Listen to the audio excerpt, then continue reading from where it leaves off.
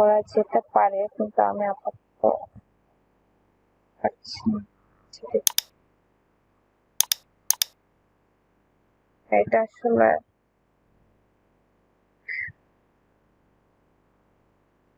সবগুলা বন্ড আসলে একসাথে দেখানো টাফ, কারণ এক একটা ওরিয়েন্টেশন এক এক দিকে একটা বন্ডের। তো এটা একটু ম্যানিপুলেট করতে পারি আমরা এই যে এখানে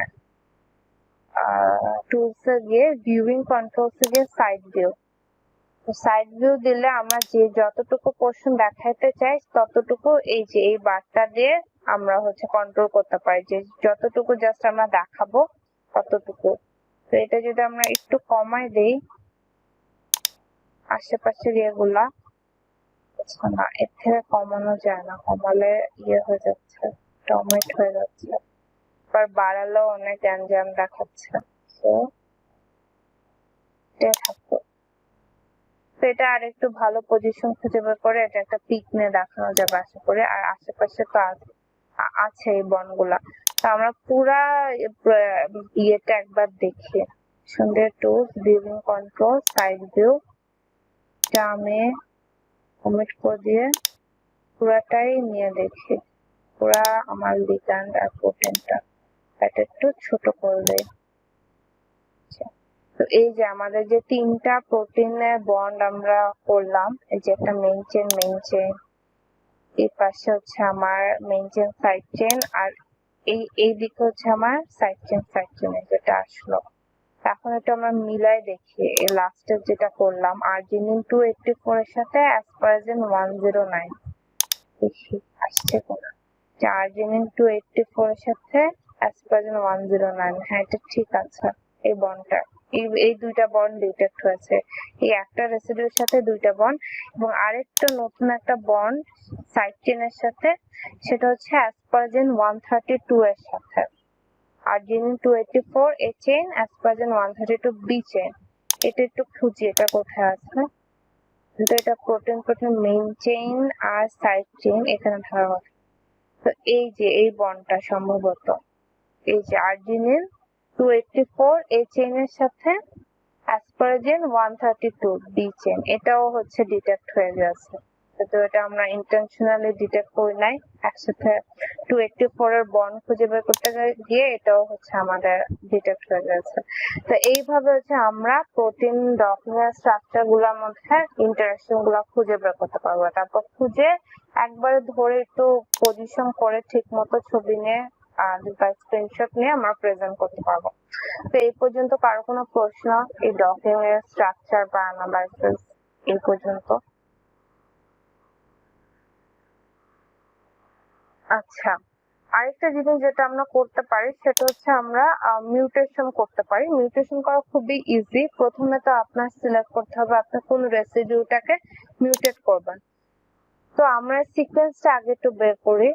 আমাদের সিকোয়েন্সটা তো যে কোনো ধরলেন আপনি এক্সপেরিমেন্ট করে দেখতে চান যে আপনার প্রোটিনের এই রেসিডিউটা চেঞ্জ করে দিলে কি কি চেঞ্জ হতে পারে প্রোটিন স্ট্রাকচারে, এর কাজে, ফাংশনে, বা দেখাচ্ছে এটা একটা ভালো কাজ দিচ্ছে, এই রেসিডিউটা যদি চেঞ্জ করে দেয় এই পাথওয়েটা বেশি অ্যাক্টিভ হয়ে যাচ্ছে বা এটসেট্রা এটসেট্রা।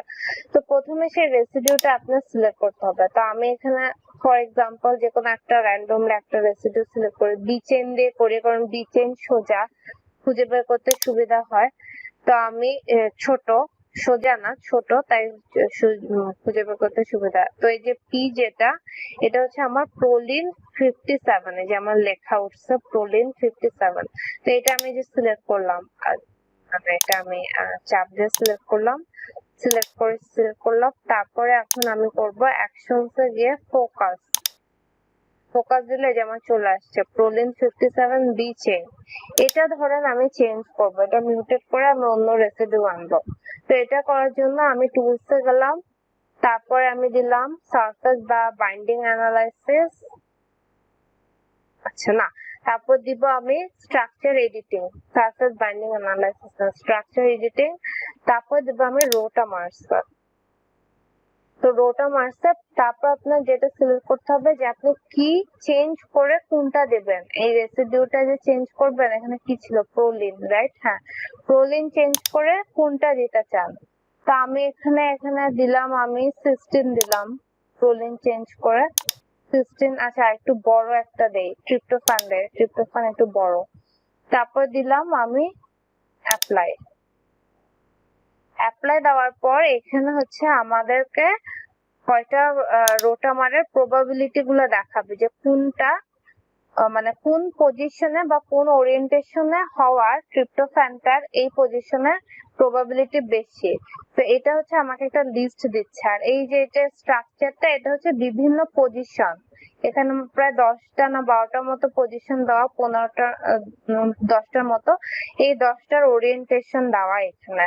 তো আমি যদি এই যে প্রথমটায় ক্লিক করি, এই যে জাস্ট প্রথমটার ওরিয়েন্টেশন দেখাচ্ছে এই যে এখানে ট্রিপ্টোফ্যান।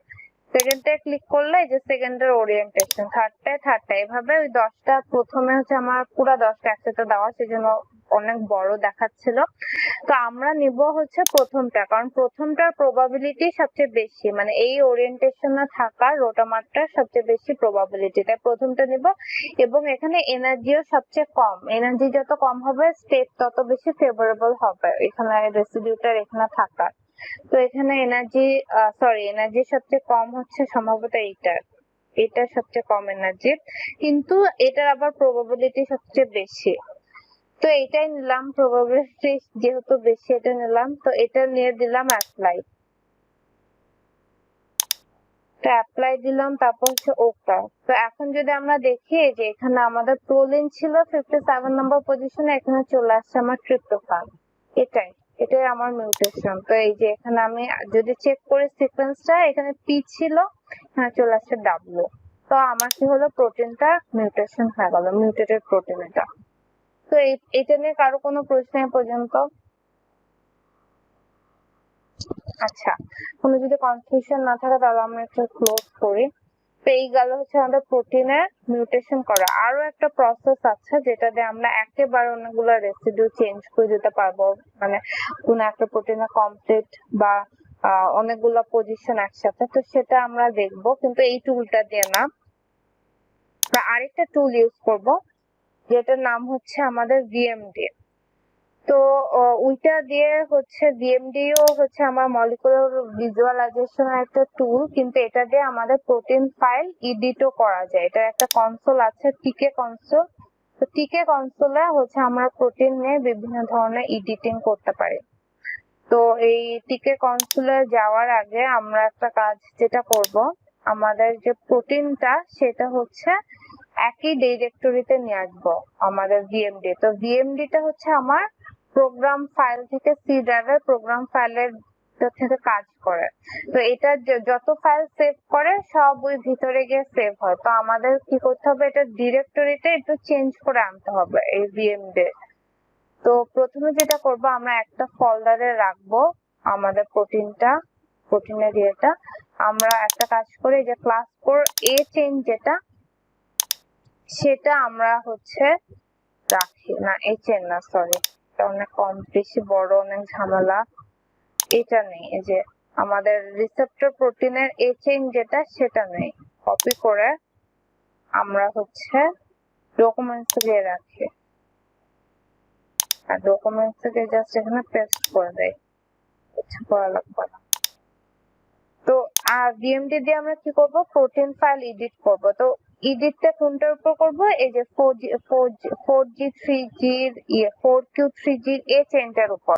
কারণ ওই যে যেটা বললাম যে আমাদের দুইটা রিসেপ্টর লিগ্যান্ডার প্রোটিনের চেইন যদি সেম থাকে, আমাদের অনেক ঝামেলা হতে পারে ডাউনস্ট্রিমে কাজ করতে, ডকিং এর পর থেকে।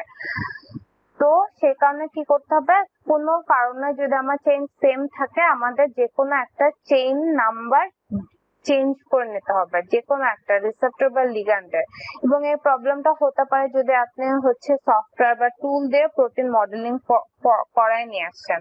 আমাদের এখানে ঝামেলা হয় না, কারণ আমরা রিসেপ্টর প্রোটিনটা পিডিবি থেকে ডাউনলোড করে আনছে। তো পিডিবি থেকে ডাউনলোড করার পিডিবি ব্যাংক থেকে, তো পিডিবি ব্যাংক থেকে ডাউনলোড করার ফলে ওটা এ চেনও ছিল বি চেনও ছিল। তো আমরা আমাদের পছন্দ মতো চেন সিলেক্ট করতে পারছি। কিন্তু সফটওয়্যার বা টুল থেকে আপনি যদি প্রোটিন মডেলিং করে আনেন তখন এই প্রিভ্যালেন্সটা থাকবে না, তখন দেখা যাবে সব চেইন এ, যত প্রোটিন মডেল করতেছেন সব হচ্ছে চেইন এ আসতেছে।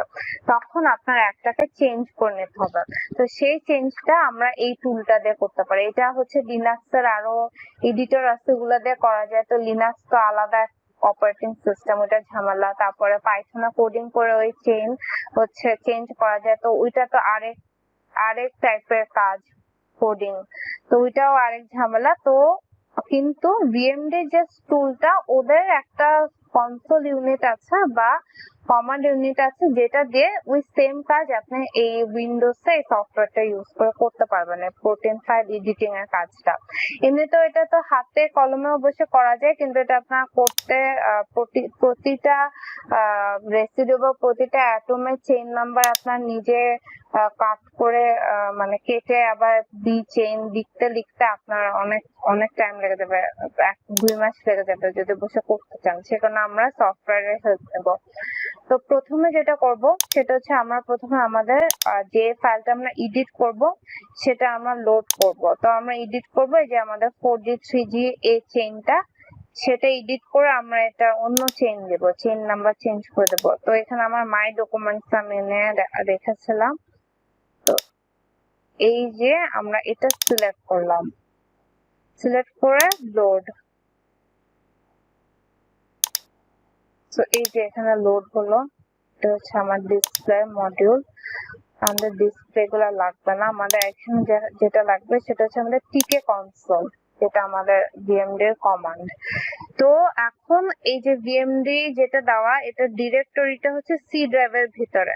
তো এটা আমাদের কমান্ড দিয়ে করতে হবে এই কাজটা। তো কমান্ডের এলএস হচ্ছে একটা কমান্ড, এই এলএস দিলে আমার ডিরেক্টরির মধ্যে যত ফাইল আছে সব শো করে এলএস কমান্ডটা। তো আমি যদি এলএস দেই, এই যে এটা হচ্ছে আমার সি ড্রাইভের প্রোগ্রাম ফাইল ভিএমডি এর মধ্যে আমার ডিরেক্টরিটা সেট করা। তো এটা আমরা চেঞ্জ করে আমার যে